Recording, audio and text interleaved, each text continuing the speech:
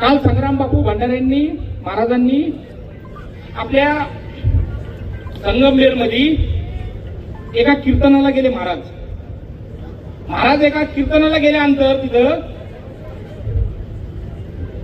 काही समाजकंटक त्यांच्या कीर्तनामध्ये येऊन बसले. आता पोस्ट व्हायरल होतीये. बाळासाहेब थोरातांचा एक पी आहे, त्याच्याला एक उपसरपंच होता कोणतरी. तर महाराज कीर्तन करत असताना महाराजांनी एक शब्द वापरला का छत्रपती शिवाजी महाराजांनी अफजल खानला काही मिनिटातच मारून टाकलं. मग तिथून ते दोन कालटे उठले आणि तुम्ही म्हणे कीर्तन बसून तुम्ही भटकताय, तुम्ही कीर्तन मध्ये हे सांगू नका. मग महाराजांनी त्यांना विरोध केला.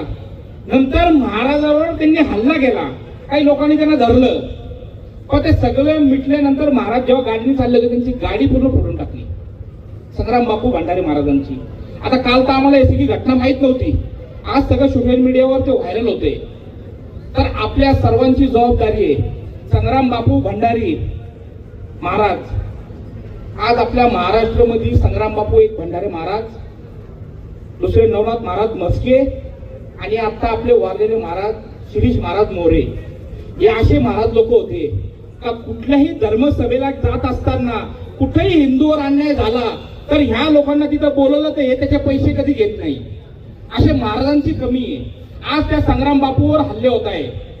तर आपल्या सर्वांची जबाबदारी आहे. मी तर त्या आयोजकांना फोन करून सांगितलं का तुमची जबाबदारी होती. दोन मानगुळे उठले आणि त्यांचा विरोध करताय, तुम्ही त्यांचं ऐकताय, जागेवर आडवं पाडायला पाहिजे होतं त्यांना. जर आपण इथं आयोजक आहे आणि आपण आपल्याला कुणीतरी कीर्तनकार बोलवतोय आणि तो धर्मावर बोलतोय आणि त्याला बोलून देत नाही हे आणि आपण ते बसून पाहतोय, तर ती सगळ्यात मोठी चूक आपली आहे.